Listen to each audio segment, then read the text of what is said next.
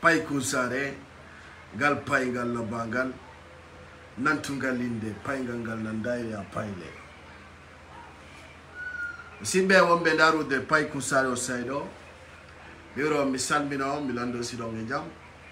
ya fodon fi minute jidin ko retardi kon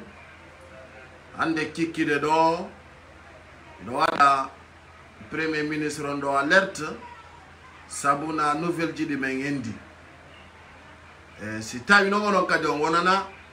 ara la ngediti on ka commentaire sabuna piji gono to fuddike yaltude men jabanta goto birdi personne. Voilà, ça c'est la voix de Pay Kusare. Rebonsoir ce soir encore. On dit menen no awda o ay mi akuni alla fijiri no gol ministre Alpha Condé woni wondo ka transport woni ka wontiri o mo sikki adda do ministre Alpha Condé gouvernement de transition ara ka woni adu de problème on nder leydi ndi non mi andintinay mo kala dum na birdi non ana fi Allah o ti annabi joko hala ngolo tigi oray to ko dum men ala gido ka gonga ande kikide labana joni ay menen men jabanta dum ay goto ko colonel Doumbouya wi kon dum ittetaake o wirete classe ala yettugol ministre be hibbe wattana men ka gouvernement do tawaka wala dum kadi ko yo maintene mo firti ko halda kon ko kanko addi birdi jabata day menen dum fijirtaake day menen yinnugol ko ni walla ko ni men tawaka day haray dum ko yo laban premier ministre o fewndo do taw parce que soy on fuddike mais fuddike enditade piji wiugol wala meden fala maintenugol ministre des transports on sa mainteni o men tippinte hakkunde Allah billahi wallahi tallahi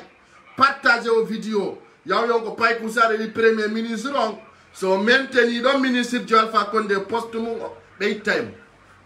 directement ko men lando to départ makko direct au sein de CNRD mena warata jibo mende on artana do birdi programme men onde a jento to moƴƴa yarano colonel Doumbouya woni yarde no menen ko menen décidi ministre Alpha Condé laami to tako men ça soit clair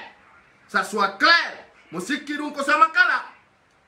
hara sikki fenade mo sikki fi ko militaire gardimo walla ko force spéciale woni baw makko ami halana on do kadi mi rappela on kadi nabane mo vidéo ha hewta mo kanko premier ministre ko satti o ine se Alpha Condé wontata e gouvernement ma onde ti afala a tikkito to don takkito da tippina dossier ji wadani ko birdi yaltata birdi imbabba ko jodi nega hedo dembe tun menen men hedota ko ay goto menen ko men hedete menen ato colonel Doumbouya dari meden heda colonel Doumbouya ya yacca meden heda premier ministre ari meden heda mutawa hedotobe ben o jaba kadi ordre di men wolani modin so wi wana dum ara jama ko yiwo kanko dum birdi alato ido wonani yo ministre Alpha Condé gollude makko kon dum escoro yagal no onon ronkal ko me ronki ko ne ok so ronkali fijireme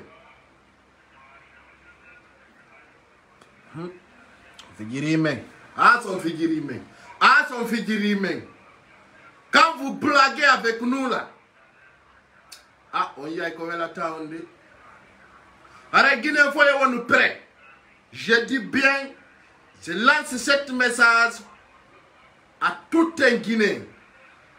Je n'ai pas dit gauche à droite, j'ai dit tout un Guinéen, personne n'est épargné. Tout un Guinéen compte.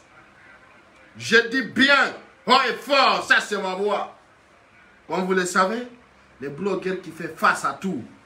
Je dis bien et je le répète. Je m'adresse au Premier ministre. République de Guinée, Monsieur Mohamed Bilavogi. On n'a pas besoin de dire que tu es un grand cadre, tu es ci, tu es ça. C'est-à-dire c'est le règlement. La matière, c'est la compétence. Donc, on vous rappelle, dès maintenant, On ne veut pas aucun ministre d'Alpha Condé dans le gouvernement de transition. Écoutez attentivement. Je dis haut et fort. On ne veut pas aucun ministre d'Alpha Condé dans le gouvernement de transition. Ça soit clair. Ça soit clair pour tout le monde. Ça soit clair pour tout un Guinéen. Colonel Doumbouya a géré. Il a dit, il n'y aura aucun ancien ministre dans son gouvernement. Et quand on apprend des lumières, soi-disant le ministre de transport public va rester, le ministre de tel coin va rester, voilà, il faut allumer le feu. Je vous dis, les jours que vous les dénoncez un ancien ministre dans vos gouvernements, on va demander votre départ au pouvoir. Je ne vous mens pas, hein. Et ces jours-là, cette peuple va sortir pour vous dire le délai de la transition. Parce qu'on ne bloque pas. Donc, il y a mokala. Il y a mokala, c'est qui mais etta warbe ben be ardina yo gouvernement transition do marsata mi ala na do non colonel Doumbouya yo jento mo dawnana mi ala ni no mo c'est portali mo fi yo korango dum walla fi yo no ma ministre walla fi yo reconnaissant walla fi yo natan lagine mi hala naymo o tawata tawe o paske yata so sikki ministre jo Alpha Condé wiyete do ay premier ministre on ko civil bon men fala ƴettugo lansemɓe ministre ɓe Alpha Condé ɓen watte ka gouvernement so sikki ɗum min goy min blogueur ko watta kon ɗo vidéo ji fo ɓe taw ñande miɗo watte min ala ko ɓe jannala ala ko ɓe nappay ko sare waɗu doyi ala nappay ko sare avance moi je suis dans c'est moi qui le guide c'est moi le guide donc ko laaɓangol ɓe dès maintenant andin tinnaɓe men jaɓata men sali ministre jo Alpha Condé ta sikku sakko ha o wontay ministre jo ka transition ɓe jiɓata en duuɓi 12 ɓe wara yimɓe ɓen ɓe waɗa trahison ɓe sattina transport ɓe hekka kadi on wontay ɗo si ɓe wi on wontay ɗon premier ministre on iwa hakkude Allah hara meɗen préféri sorijo premier ministre hara meɗen préféri Bala Samoura premier ministre onon go andame woni dia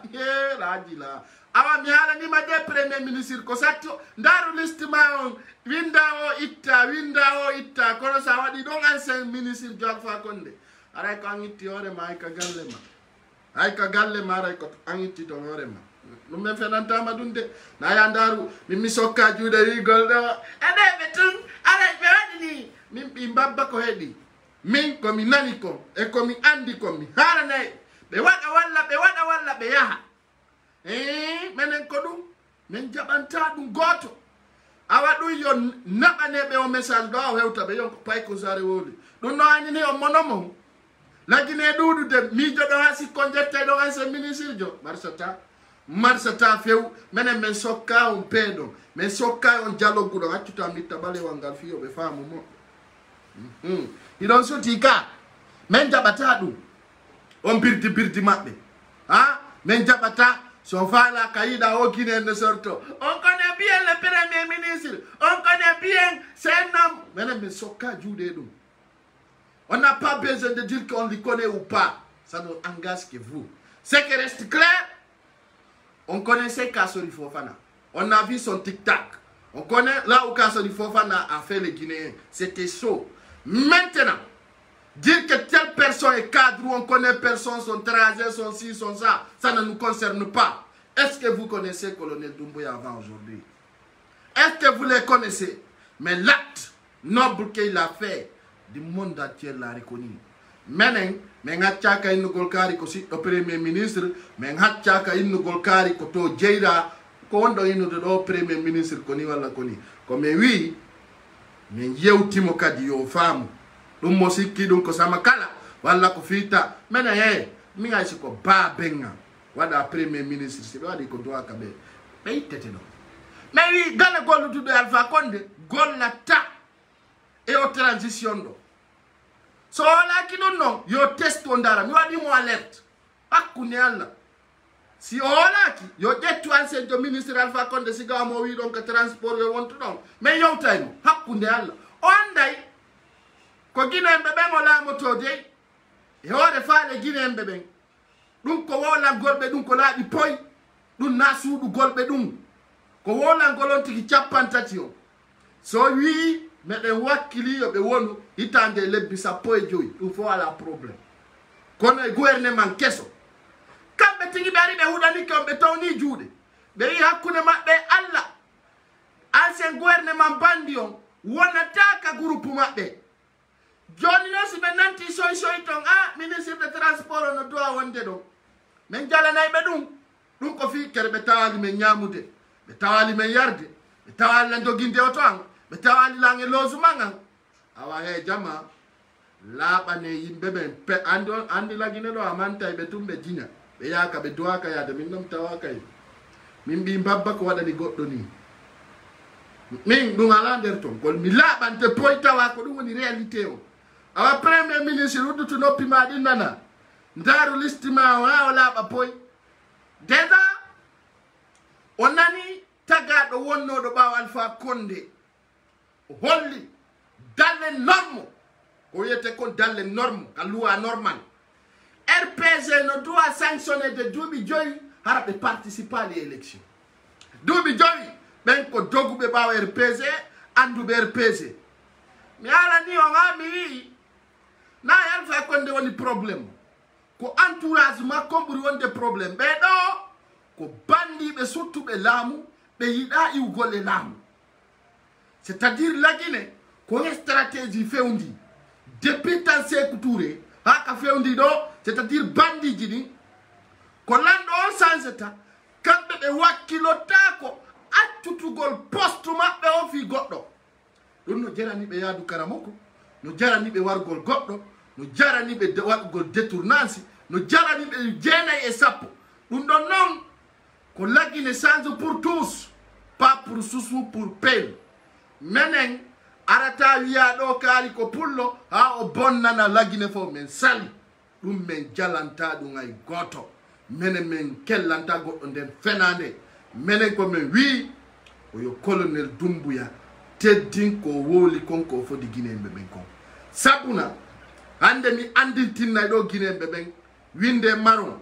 si colonel Doumbouya e ƴetti ancien ministre Alpha Condé waɗi ka gouvernement makko ko min wowlani on haray taw habbo transition la Guinée ɗum ko ça c'est la voix de Paye Kousaré s'il est certain je dis haut et fort je parle à la connaissance des sources je dis on a confiance à colonel Doumbouya mais les jours que il va prendre un ancien ministre d'Alpha Condé dans son gouvernement je rassure aux Guinéens il ne va pas organiser les élections. Ça, c'est sûr et certain. C'est la voix de Paye Kousaré, responsable de ses actes et sa parole. Tout ce que je dis est venu en Guinée. Donc, on a une gole wadiraimoni, wala watitiraimoni, donc on a bangol moko poye, Guinée me bengo no ditigite. Iden wanti de makko, iden wananimo, iden yidimo. Kono men andintin na do bi belejindi. Meden awma colonel Doumbouya, meden holima ha ñande ƴettuɗa ancien ministre de Alpha Condé wiɗa watta ka gouvernement ka transition ko ɗon andatami ko ɗon andata ko men doño c'est là-bas que tu vas comprendre nous sommes des caméléons ha ɗum ɗon ko yon laaɓanmo poy o anda min mela o birdi de si ɓe ƴetti ancien ministre Alpha Condé ɓe waɗi ka gouvernement de transition haray min Paye Kousaré min na ɓiɓɓe leydi ndi fof tamo abbo élection e hoore jam moƴƴere ɗum ɗon ko mi wolani o haray koko laaɓi poy ɗum ɗon noon hande hewtude janngo mi haalanay ɗo premier ministre o kala ko ɓe miiji waɗugol nder to ɓe waɗude kono ko satti o hay préfet jo Alpha Condé ɓe accata hay ambassadeur jo foppu ɓe ittay ha laaɓa poy ɗum yo laaɓam ɓe pos mo sikkino ɗum ko sama kala haray ko yo rasira no guinéjo fof menen meɗen ɗo nous sommes pas à la service de quelqu'un nous sommes là pour vous renseigner jama mo wolali gonga wolay fenande mo wolali gonga wolay fenande partagez vidéo menen he koko arata yesso comme wolanta o hen lutte fillede soy Paye Kousaré est toujours dénimer dans sa génération il vous avertit awa jama jooɗe moƴƴa ndaaro wonon clair uddi ton gite monde si ɓe faala ko laaɓi kon ɓe ƴettata ko tuuni kon ɓe watta nder ton si ɓe faala ko laaɓi kon si ɓe faala ko laaɓi kon ɓe ƴettata ko tuuni kon ɓe watta nder ton enen ko ɗum sali de awa ko ɗo andintinten colonel Doumbouya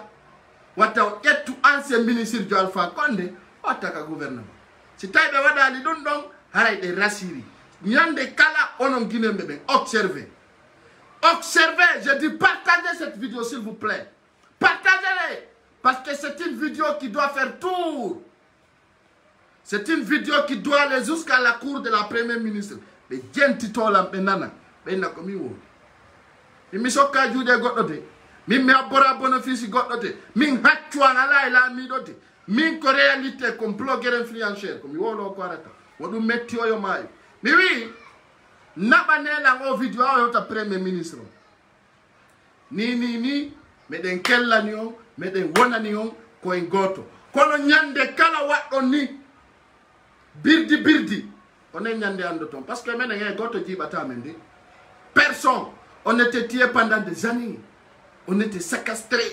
on était vraiment encerclé mo sikki ƴettay neɗɗo joɗotuɗo e Alpha Condé wari men wujji jawle ay ko sali ɗon ɓe kon meƴƴugol ka mbabba ko sali ɗon ɓe kon aretude na ɗon ɓe ka mbabba on falaka ko laaɓi kon kono ma en tun mais inni o meɗen darude on vous observe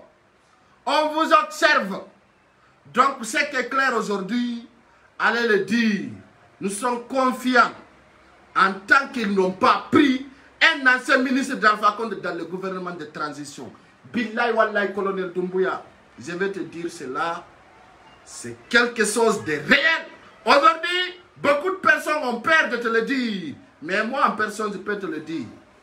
Malgré on me prend illettré, inconscient, mais moi j'ose te le dire, parce que je compte sur personne. Je compte à ma réalité.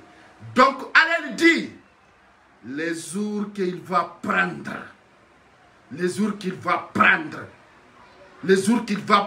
dans ses ministres, de mettre dans son gouvernement, on ne porte plus confiance à lui.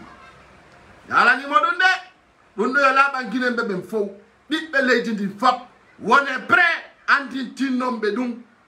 enembe arata be jette ko tuni kombe wada ka cionci dane je jabata ide weltanibe ide wonanibe ko en goto en tant que be fala gonga kan en tant que be fala réalité on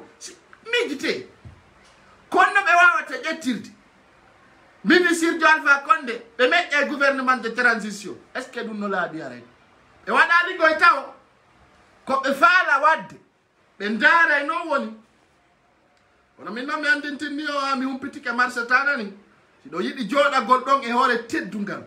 e hoore needi e hoore compétence taw jettuɓe de ɗon andi sabunde meɗen mbaw colonel Doumbouya o wi ko feƴƴi kon fillitata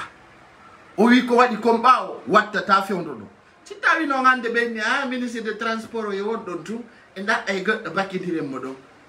minen min ɗi mbabba ko jaɓi ɗum si min humpitike meɗen abbi koy meɗen abbi mi hay ko babbe nga waɗɗon ka gouvernement si dekkonama tum mi haala meɗen abbori ɗum wa juldandu e sonno mi fop on ƴettali ancien ministre de Alpha Condé hara meɗen welti hara meɗen andi ko wowlu ɗon kon to huɗi ɗon townu ɗon juuɗe ko gonga woni arde ko gonga kono billahi wallahi tallahi yo guiné jom partage o vidéo maramo o lutta o yaha pay ko sare wolno ñande go mi wi si CNRD a pris un ancien ministre d'Alpha Condé dans son gouvernement, je vous rassure, ils ne vont pas organiser les élections. Ça soit clair pour tout un Guinéen. Où il y a là, on organiser l'élection et jammo. Si tu as eu 25 ministres comme Soubikon, mais il y a un gouvernement mappé. C'est un fichier, et un ancien ministre d'Alpha Condé à l'Indermou. Ara mi rasirani on colonel Doumbouya organise élection Johnny Takala gagné do kala idi men wala bani on yo labiran on dum watinde sallijo pos dum ko pay ko sare woni ko wolani on min non mi acca kay ko goddo gerata birdire voilà donc dum ko yo laban mo kala yo laban kala guinéenjo andi ton ko dum woni réalité o men jabata dum men jabata wujjube wujjiti wujjube wujjiti jawle amen ɗen ɓe jette neɗɗe ka nder gouvernement ɗum kadi wara meɗen jalana ɓe quoi wara meɗen kellana ɓe min combatiɗo Alpha Condé ɓurɗo ɓe huɗede ko kanko min wuleta donc o vidéo ɗo naɓanemo colonel Doumbouya o hewtamo andintinnommo ko ɗum woni toon. Donc dans ce cas ko hunde nde wona réel taw jaɓan goɗɗo jalogu fenade watta on jaɓan goɗɗo pe fenade watta on jaɓan goɗɗo stratégie mo marsata e hoore mum on andi kon woni population guinéo no huuɗa e système ji goo ɓe jaɓa hey ko marsata ko ɓe yiya huude warande ɓe yeeso ɓe accepta min noon mi jaɓata ɗum min mi rappela yon ko ɓuri yawde par ce que hande ɓe testay ɓe dara ɓe dara si marsay jonnon o régime Alpha Condé ko régime huɗaɗo kala ka ɓe tawasi ɓe moƴƴinta ɓe bonnay sabu hande si tawno ko duwano kon hara ko duwano kon ni harayno jani ala yasi ministre ɓe Alpha Condé ɓen fop gouvernement Kassory Fofana on harayno ɓe fownini ɓe maison centrale no Ousmane Niele woniri to si tawno ko gonga kan harayno ɓeɗo hande ɓe ala haylade nder Konaki si tawi ko dans la réalité mais ɓeɗo si colonel Doumbouya wattana liila enen go meɗen ga ko meɗen jogiti sedi yawo jogiti frontiére ji ɗi lagine ɗo meɗen jogiti fof min woɗɗa on de donc min ko min nataɓe yo wonanɓe clair et net fichier o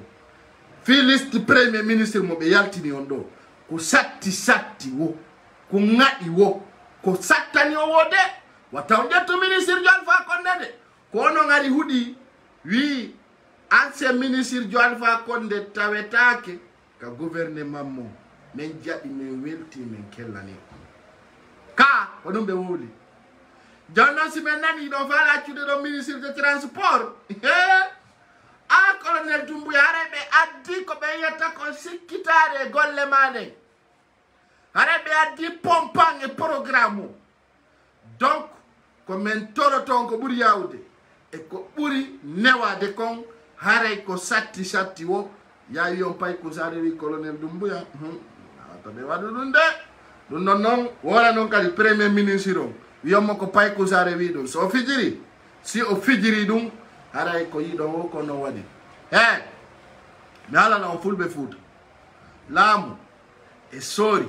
e jiidira bandi ɗum ala sabu jento moƴƴanana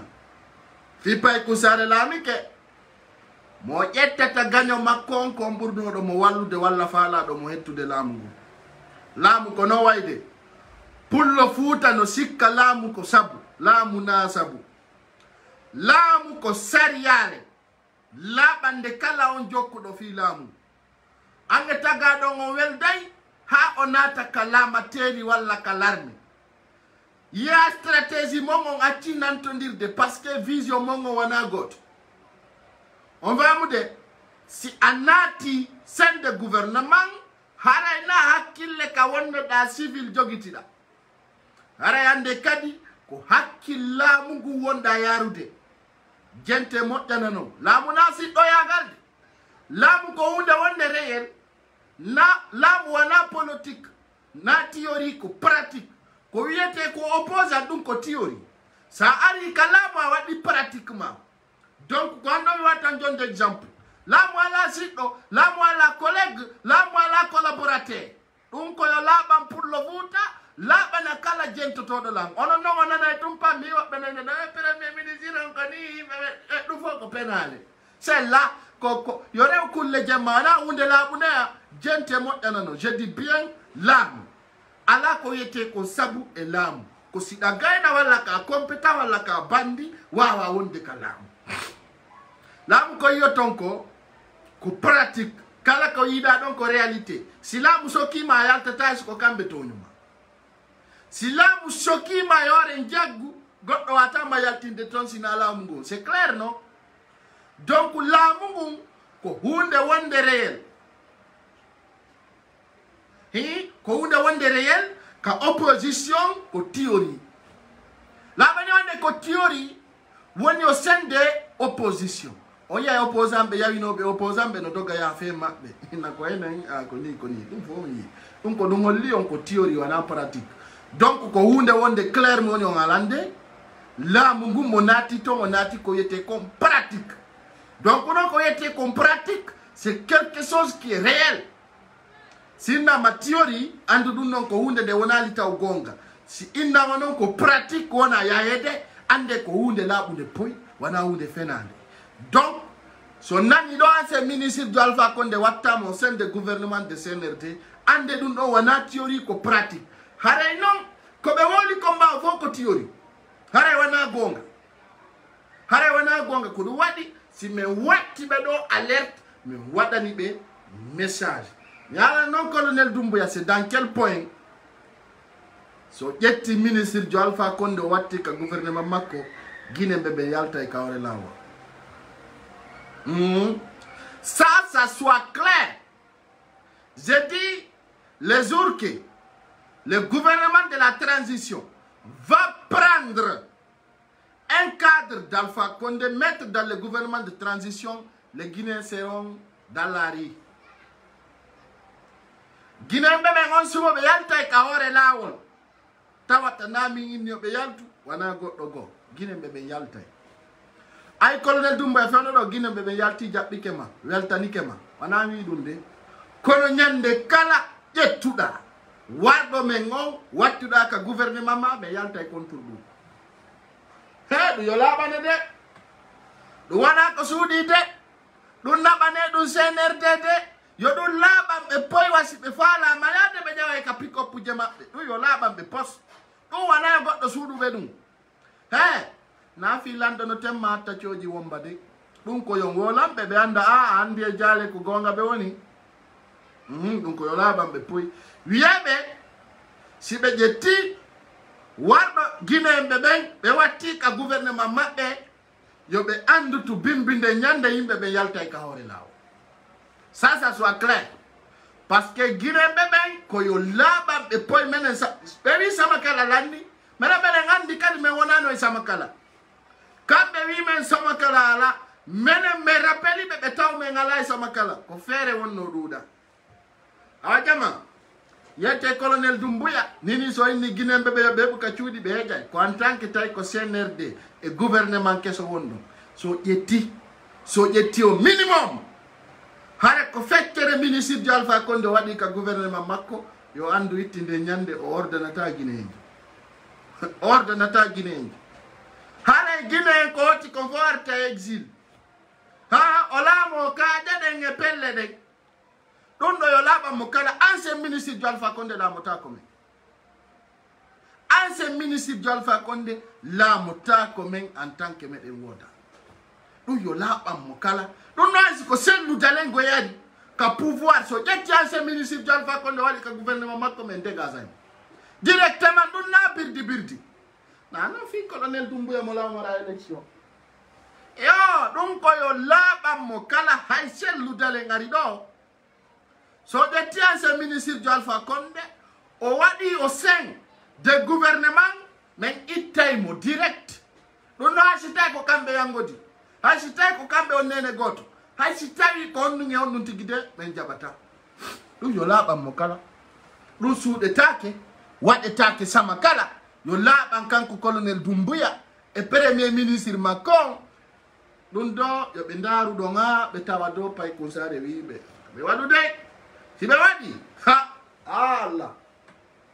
aray ko kambe addi problème onde dun do yo Guinée wonu sempre dun ala samakala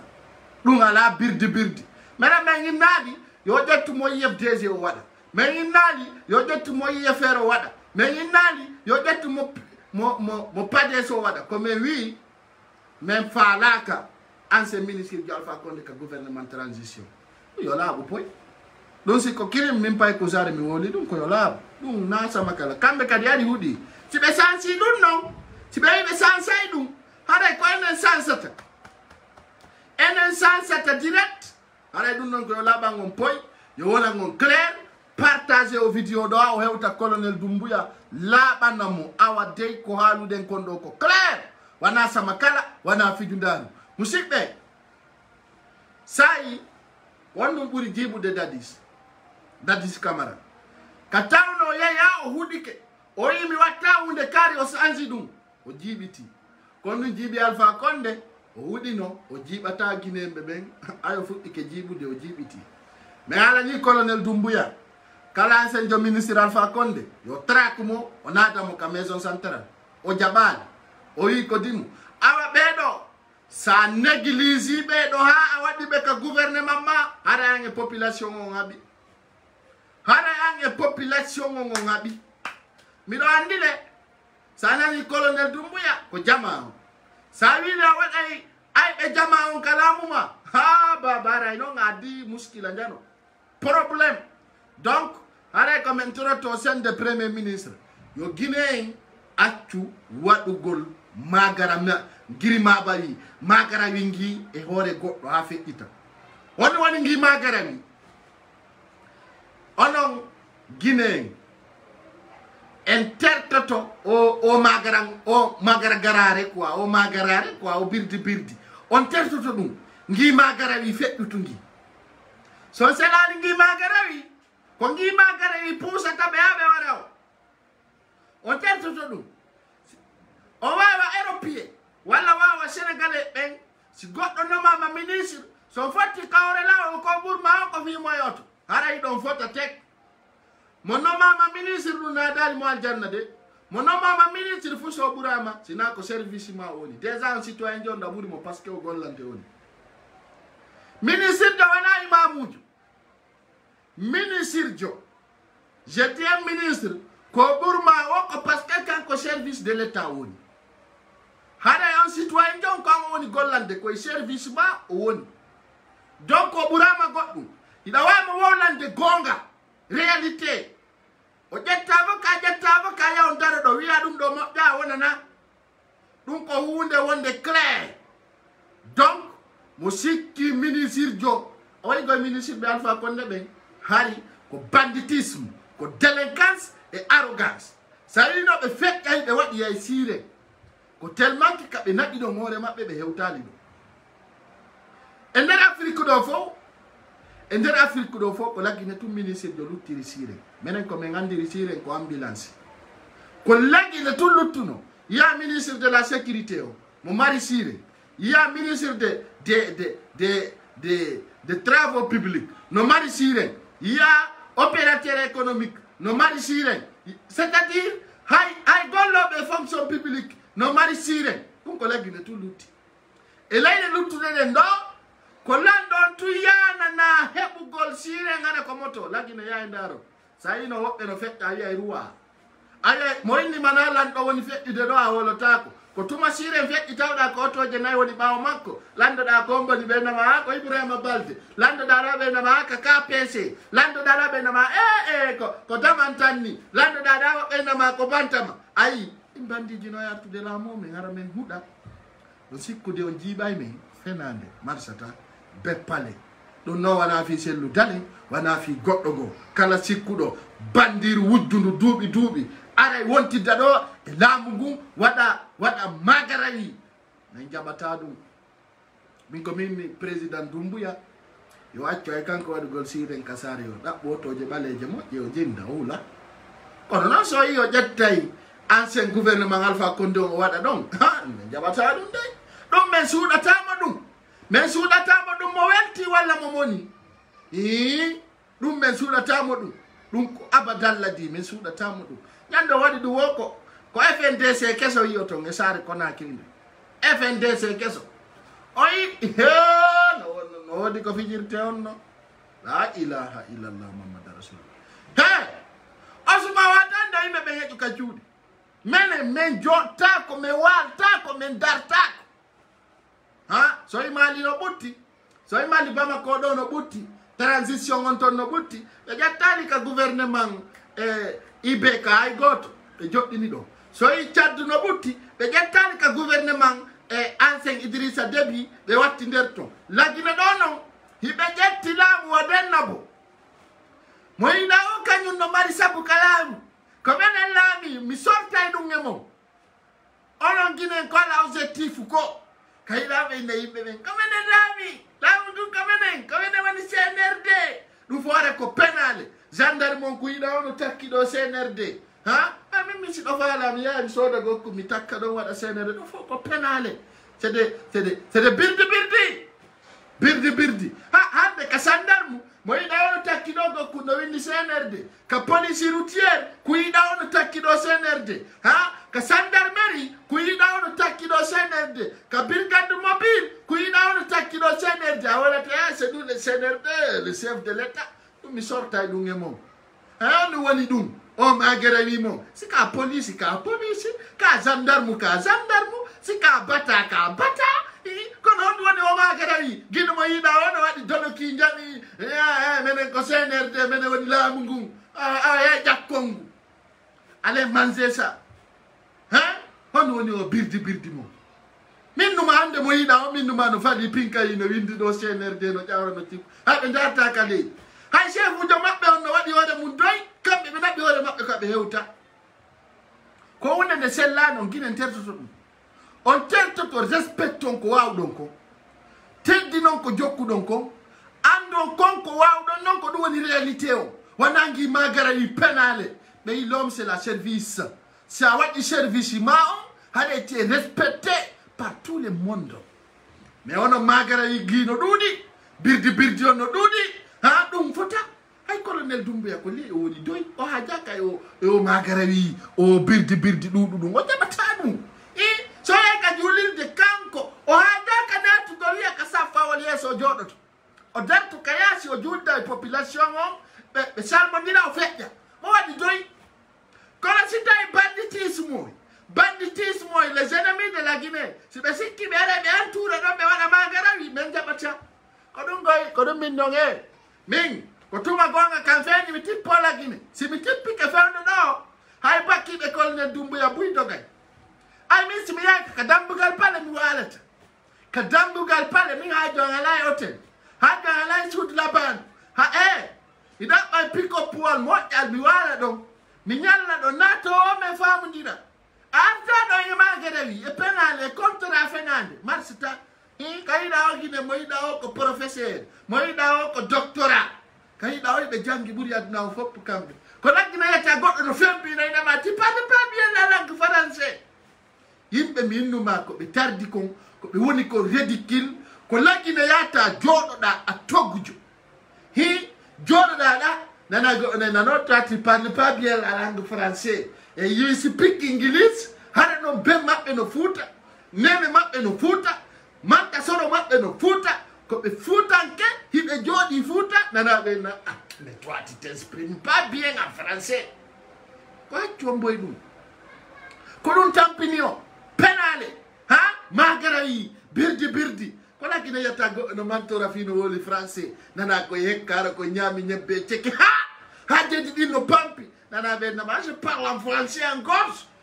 gorge ɗon noon ha wona ministre si tu parles français en gorge ɗum ko haaju on bono ko penale tout c'est là ko laggine tum mantori wolugol français laggine yimɓe tarduɓe ndi yiɗa ono mantora fi no nati l'école français moi je parle bien la langue français toi tu rates beaucoup kere bemma ko porto ha ti pular ma ngal ala pular nanata joɗoɗa ɗo e golir gaɗɗare je parle bien la langue français Allah wari ma furkantini to goreɓe ma fof no ka CNRD no fali pinkaje no gardi lanɗo on iɗa fempi ɗon e quartier ji e yugolanga wola e français ɗa jangi ɗum ko ba on no nafuma mo janga o natta en kalɓe himo fali finkari mo doginde feya iɗa jooɗi ɗon iɗa jangi mécanicien jon yaa ɓoyla jande itti bimbiya kikiɗe ara jonnama coggu paquet o gataya an jangu ɗon ha mo nami on peut faire du thé waɗɗo mécanicien ara jonnama ɗo ya defanamo ataya jartoɗa hina jangi militaire jon o nati ɗo ɗo karme inuɗa ko naggi fama on no ton no watti ɗo dolokar no windi CNRD so ari ko quartier ma wonti gramma o wonti gramma par ce que a fiyanda jangi koko layi fuyagal on ne ko ako fi français on ɗa mantade wona fi service ayi so andari e nder classe ji ɗin lagine jiwɓe labaɓɓe fandi mo soda diplôme no fandi ko kaɗuɓe ɓe ga nanditi e pay ko sare haya ko si darani hoore mum ka miloir an anda no labba hay ko Allah tagi ɗum ko ɓen nanata ndeyete o ko ɓe yiya ɓe o kono ɓe nata ɓen ko secrétaire hande sa yahi ka Conakry ka ville ka gollete toon secrétaire ɓe ɓen fo ata ko kanuɓe ara ɓe nandita e paykul sare ɓe laɓa ay kala ndaariɗo hoore mum wino kani ko ɓi babba mo ndaari hoore mum Allah tagima mankinanarima guite jaɗɗini kilingi pantingi hi kundugal ngal no jaɗɗi ñiiɗe ɗen no rawni ha noppeele ɗen no jaɗɗi miisi ko ɓurma o ko fiyan kadi na miisi e ko non ndaare hoore ma kono ta ndaare hoore ma taw ayɗa kaani kon mbo tinto to a wiyano kaani ɓi huɗaɗo ndaariti a wino kaani hay nan tagi hoore ma kala ndaarɗo sa yimɓe ko lagi ne yetta yimɓe ɓen no mantara min mbiɗa laɓa ɓuri kaari la ilaha illa hono wandirta leydi ndin ko tardundi ndi fof ko salte ko birdi donc yo jama on accu o birdi ko ɓuri yawde o birdire on tertoto ɗum o andi ko noon la mettude ni e seeɗa min ɓi babba ko négocie fi yo pullo Fouta ardo e leydi ndin e hoore fenade ko fenade ndendanɗa hoorema marsata mi wi on laamu ala sam laamu anda ɗum laamu ko réalité laamu to ɗon a yiyaymo e fana bew tawa no laaɓi poy on tela e ma gara wingi sukaɓe tertoɗon penale ɗin tawiɗa mari ka ala tawiɗa gayna ka gaynata si ka fenowo yimɓe ɓen no andi ka groupe makanera tertoɗa ɗum hi hande mo yiɗa hono faala wonde ministre fo no way laamade leydi ndi ko ɗum min wiyata kinardeni ne marche pas Sékou Touré yes ko clair ɓe yimɓe ɓen accu o girgaɓɓa wi ɗum gi o birdire nafata ko ɗum tardini leydi ndin ko ɗum tardini leydi ndin o fenande ko ɗum colonel Doumbouya hulno ko ɗum colonel Doumbouya hulno o hulide awesi ɓe falama mo nadude ɗum sabuna colonel Doumbouya sa huli yaɓe ƴetti ministre jo Alpha Condé ɓe joɗɗini ɗon jemma si mi fini mi peñanamo et puis si Allahu ladɗo o jaɓi ko ɗo mi woni windude ɓe goy ko hikka ɗon ando ton ko hunduko ngala ko jeyaka colonel Doumbouya billahi wallahi tallahi wondiran e kamilu min a waɗi duuɓi temedere so tawi ko koran on natta laguine mi hajaka min kon mari laguine ko bana o ko lawol ngol fus salanalan ton min mi haccaka e fus hakkunden e Allah billahi wallahi tallahi ne konon hajago yo laguine wawni walla yo wawni mi wi colonel Doumbouya nanu indi a gandala mi yiɗale mi yiɗa galden few sago an e wona e amin min Conakry fo si wontiriɗam wontiraɗa e hoore gongan ka wallahi billahi tallahi ɗo miɗo windi ɗo inde ministre ɓe Alpha Condé ɓen fof ɓe foppu maɓɓe miɗo jogui photoji maɓɓe wallahi billahi tallahi tiɗa faala yo CNRD woni e laguine e jang ta waɗuɓe ton de sa waɗi ɓe bimbi mi ara mi wuddita ɗo sin fini ara mi gosaki a fa mi ara mi borosali hundukko mi ara mi fuɗɗorata on mi peñanamo ha adna Allah fo anda waɗimo mi yaha mi goso si mi gayni mi arta mi wola kadi mi peñanamo ha ay min hajon ayla min goyna laguine on fokkitiri sakkono wona ha jonno e laguine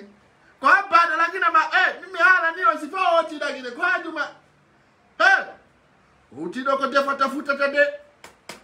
mi haalante min si mi wotti laguine ko bonheur leydi ndi mi walla handicapé mi wallete kono mi yiyay ko laaɓi poy min ɗin babba ko ya ñoɗɗininmi ton joɗɗininmi ton e wigol jama wolan men penale mi watta ɗum mi wolante ɗo colonel Doumbouya mi haalante ɗo hunde wottere min simo faala ko babe Ousmane Gawal o fuɗɗoto nomude o ƴetta fami Ousmane Gawal on foppo waɗa to miɗo weltori komi wi hay préfet sa nomi neɗɗo Alpha Condé ton ancien ministre colonel Doumbouya si weeti joɗantama mi regila dossier o nga hara jama o nga no waɗi si mi arto e vente mi regila dossier o nga ina kumpay kundo ronkata kumpay kundo ko radio ni mi moƴƴade e wondeje ɗe mi yiɗale galde aya wona na premier ministre la ngandi ko nini anoddimo nini alandi kama ko pay ko sare woni wolde fimu mi ko ministre de travaux publics ministre de transport on si tayo sansaka haray hakkundangi alla ko min addanta on famille premier ministre on do ha billahi wallahi tallahi wondira en kamilu mi wandala woni hey mi accata mi nase lu dalen jeyimi wana pays mi ngay parti ay goto jeyal min ko min jeyore mi hajak ci metti ti dan ko pari jikkorta ton mi jodo mi regila metti ti dan ko New York mi yarta andandina kono haccay lagine min mi sokka juude mi simi harmi on gonga on jabal mi regila international et puis on se mi décorer suudu andu faw be ministre be ansebbe ko be yibbe be yiyata ha ko on suma no anda to mi baka wallahi jama si be jetti ministre du Alpha Condé be watti gouvernement de transition haray do min la bani lantaw colonel Doumbouya organisata élection présidentielle dun la bani ay avocat noir min ko min ngali billahi wallahi taala so mi tawte avocat noir hakkunde ni alla billahi wallahi taala si colonel Doumbouya yetti ancien ministre du Alpha Condé wadi e gouvernement mungo ala wotan dunia nena yo colonel Doumbouya wotan Allah anda fo ti lagi na sinami alando to no kadi biya min lanata min ko mi melata ko lanata hakkunde Allah min ko mi opposa ngore min o mo yata darde aya sukundu ala ko ore ko koraka fono yo mena mengajak menen ay boy lagi ne fo sansu no sinami blogueur fo dogi fo puseki yenni opposa ala ko geral fi yotu lagi ne négocier e mom min nom négociata min si mi négocie yo la wara min mi jabata négociation min ko gonga kan nyande kala nyande nomuda ancien ministre du Alpha Condé ka gouvernement ma Allah ko akuni Allah ra mi tawti sediyaw hara mi tawti sediyaw ko don non tuma mi même andata capacité ango harna ka Facebook jama si mi wala ni ongunde tangindu il ne fait pas ça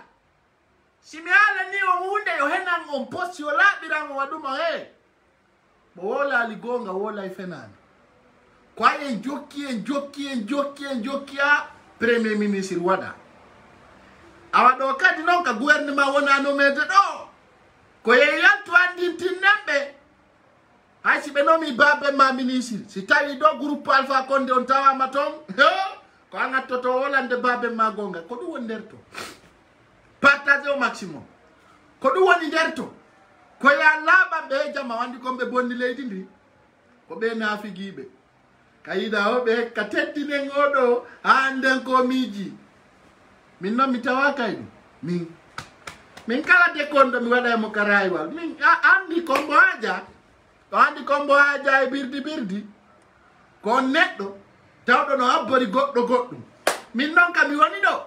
min mi o mi do mari ko mi wura mi maya si mi woni do mi golla la mi maya mi gollino e nder hitande ko mi wura mi maya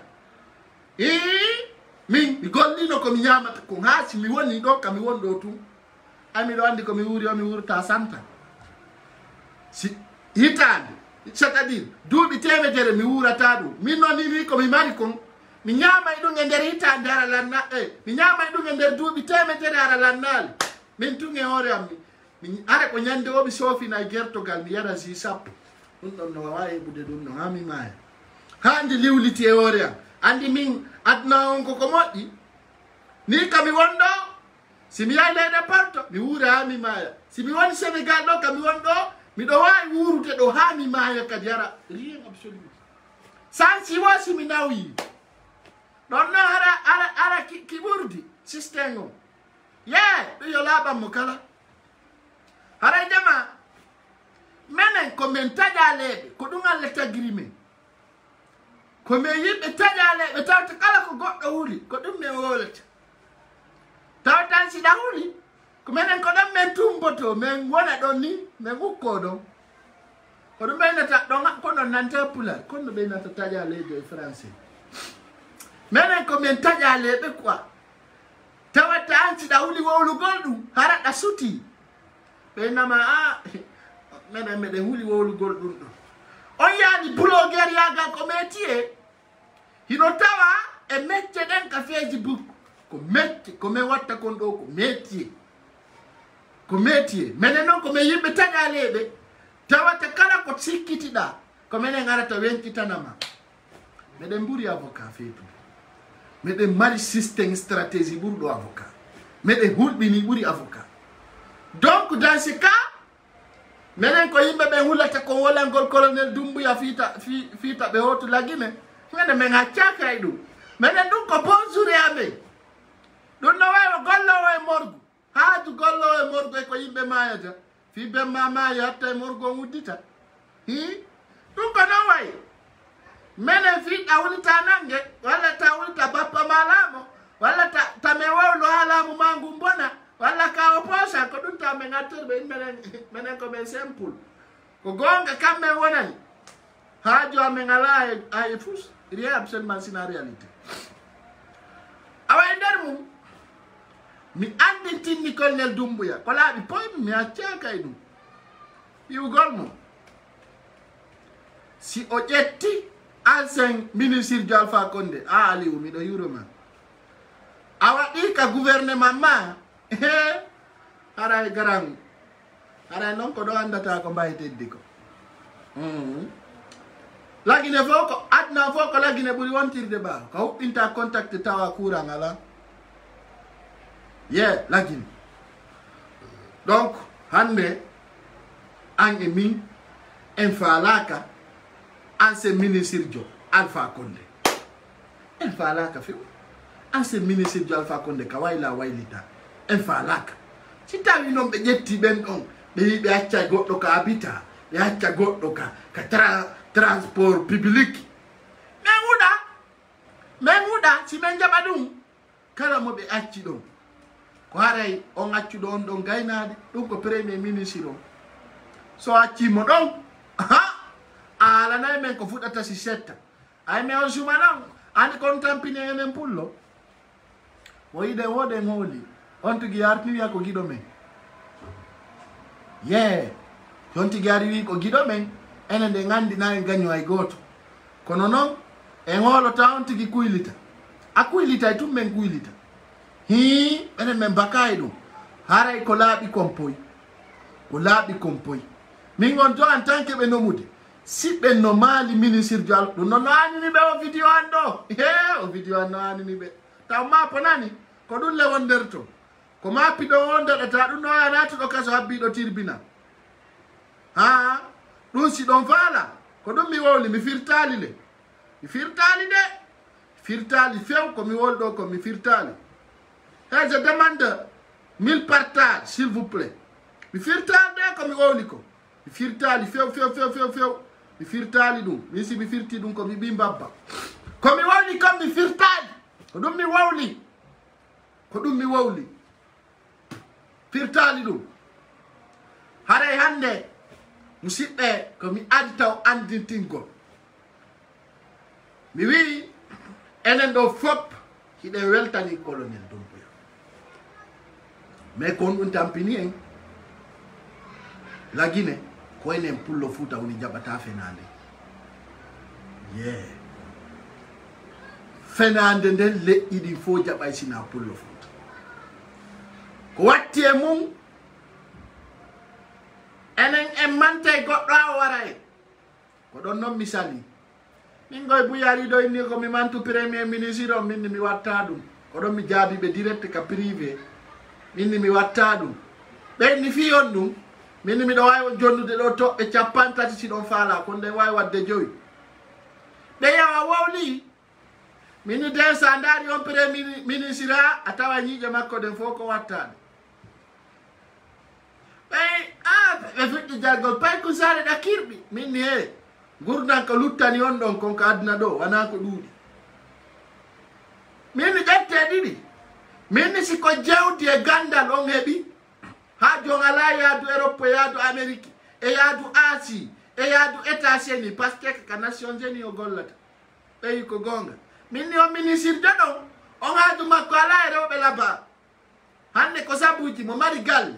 imo mari piiji tout ce qu'il faut hay so wonano ministre mo mari ko wuura ha o maaya ɓeyi ko gonga na woni nayi min ni o ministre de lagine moƴƴi boni aduna makko koko woɗɗi sabuna o gollani aduna makko on nini ni so woni ministre koye ɓiɓɓe makko woni fiyeere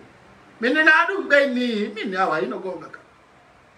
yimɓe ɓe joɗo komi man toon komin senes komin chaine maapi chaine hande no luttani ɗum ko fanɗi o 50 ans kawore leydi ɗo duuɓi 50 no luttani ɗum kawore leydi ɗo ka gollata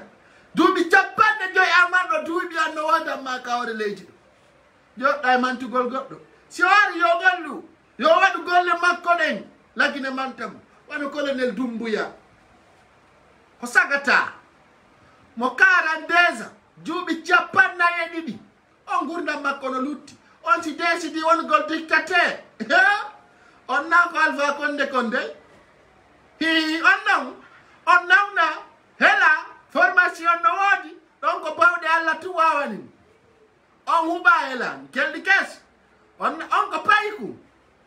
on ɗon so décidi o wonay ɗon goy haala ma ittali mo ɗo ayi on ɗon ami jaki mo maayi janngo ayo nawna on ɗon ka woni ɗon ami janaki mo mayde ayɗa andi ko luttanimo konko aduna sina ko iwri ko Allah no lutti buy ha sisowo wata sisude ɗum ayande ko fanɗi o colonel Doumbouya ko duuɓi 52 o mari andi on ɗon e lakara ɓe woɗɗodiri ayanimo compte e sénesi o ayi par ce que ɓe ka heɓuɗa 50 o haray a fecci aduna ma on e hakkunde sa wuroyi temedere ko bonisi kono ka 50 o naati o andu itti ɗon haray an on ala aduna ala lakara fi ɓen gure ma no mapuma fi ka tawa Allah no mapuma enen noon meɗen gano noga e goɗɗo leyga ay menen ɗo e colonel Doumbouya aduna men o woɗɗodira on no on si ɓe yomen mantuma meɗen wawi mo mantude sabu na himo wawi waɗugol togguyaga kono kasori Fofana en o premier ministre aɗo ɗo en ɓe ɗon ko sen wonda e maɓɓe ko si ɓe gollay ɓe gollira connaissance maɓɓe o ɓe gollira relation maɓɓe on men kellana kasori Fofana o mo yiyoto kono no wiɓe kankamɓe wo sinuwaji on maari ko ɗum haɗi ɓe heɓa kuura ɗon faala siga on premier ministre iɗon faala ɗum en faalaka ɗum kon ɗum hande arɗen yewtugol premier ministre o on andi kon ɗum tampini lagine hay wonɗa préfet ɓe anana ɓe na ko min e on jangguidi onon jangguidi an hay wona préfet lagine sa woni ministre de jeunesse goɗɗo soto so inna ko mene woni promotion o woni ministre de jeunesse aɗi wona alando to ɓeɗon tum enna kala woni mo yaaɗi laamu ngun ko yeɗede ko fenande ha ko fenande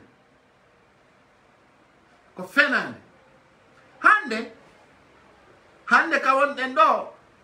wonɗen ɗo ni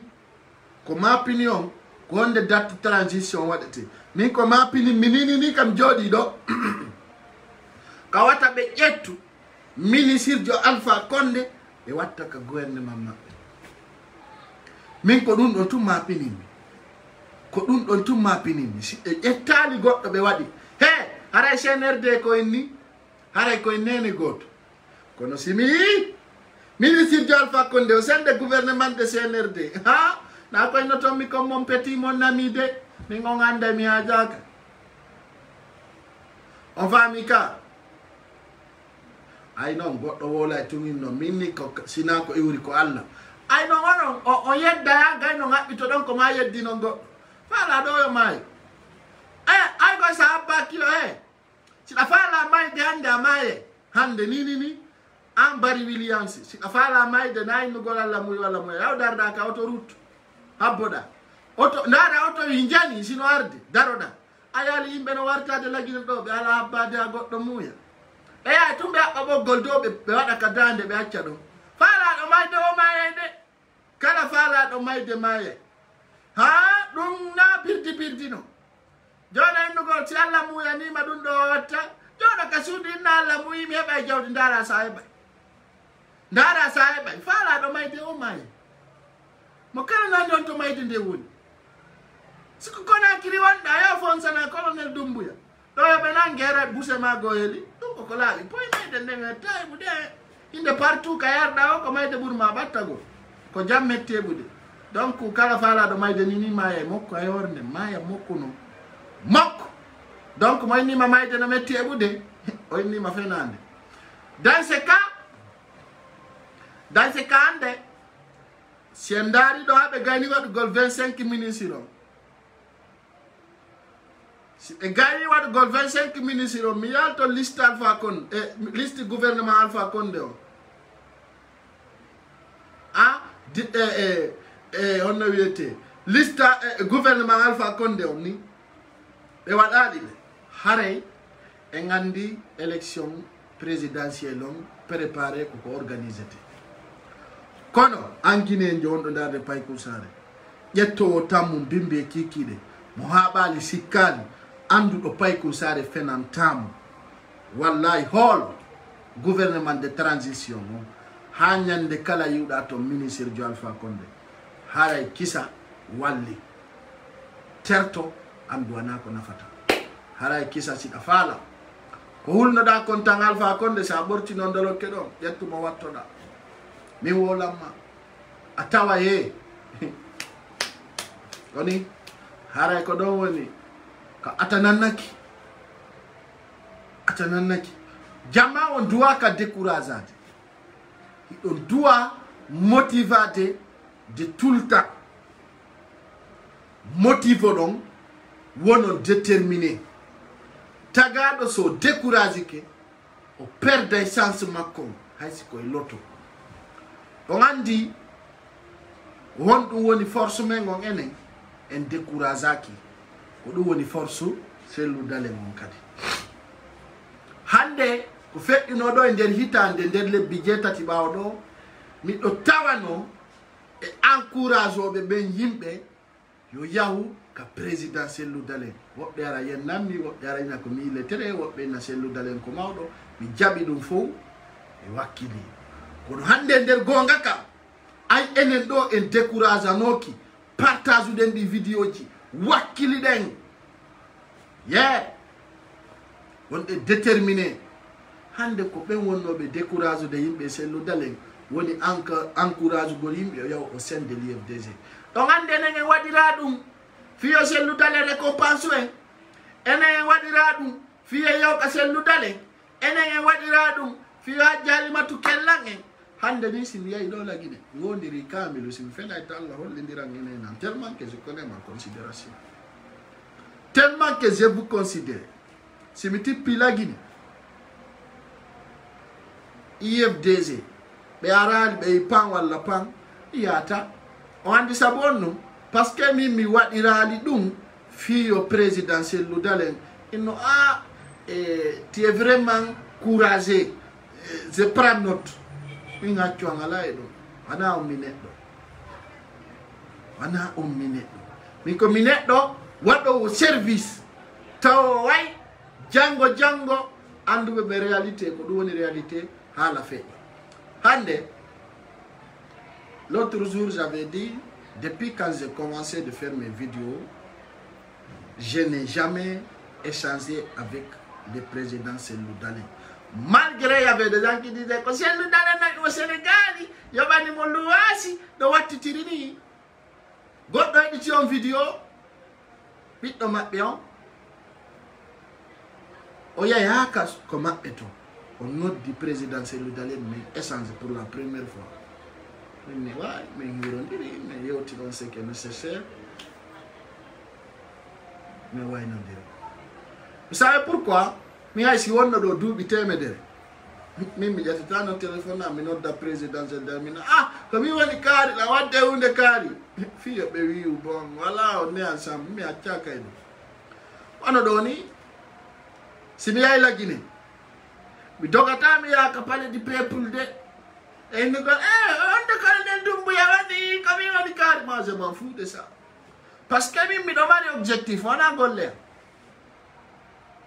parce que mi do andi min golle anden no permetti colonel Doumbouya da utu golle min kami wondo min colonel Doumbouya taw ko mi lando mi yata mi dogal dabbitamo fiyo wada ngon ministre fiyo inna ko pay kusare ni fiyo nan mi acca kay a accay golle maden naba ma haka duwa don har ko golle maden adduma ton travail si golle maden nabima a heba teddungal kono si a wuggani ke gebal ma a rukay dum leydi c'est bien entendu ko dum tampinta yimbe bu in présidentiel lu dalen ko ari kon Dakar do fo ande dogal fiyo mi bu na président no da tilni min ko blogueur jode min ko Guinée fop mi servata voilà kami woni do weltani FNDC mi ari do be noddila on a fait des rencontres on s'est rencontrés considération et respect qu'ils m'ont donné et la valeur, je n'oublie pas. Beaucoup de personnes qui sont venues ici, mon frère Tidjan la puissance, il est venu ici, il m'a vu, on a marché ensemble. Une communauté, je n'attends aucune récompense à personne. Parce que notre service que nous menons, ce n'est pas de la récompense. Minamida olam, namida onogolam, miko gonga, denonsugo, otawatawai, bipele dinding, hino mapori tawa wo tele susa ta wolude dum radio wolata e fita ferme walla bonna ne goddo on famika fi la Guinée change menen men changeata menen kala ko me hande ni si Doumbouya woni o wadali golle makko de ni mi yalta minna moy président Doumbouya hari ko en goto ka communication an kono itti hande ay tunga wadi dum do mi opposi kema mi wadda ko mi wali ko mi daranomo uka we birdi kumpay ko do so jirande parce que do ngandi mono jibi andude ko me wadata konsino musi dare be ko diro be réseaux sociaux do ale be ko simple citoyen wobbere no jodi Allemand wobbe no jodi Amerique min no mo kala hubbina be regina do ha dara ka mo kala on suma hino moni minnuma hano tapata be no wala ko mari ko ala minnuma no tona bini no cikka no ya ko mi woni min menana men jodo to Afrique do men peña na lando ayo no yok min kan fa konde yay firia oyno no ko menen woni mo yennude o meden jodi Sénégal lo o menen wonbe mo ben décapitude o menen jodi do tapi moi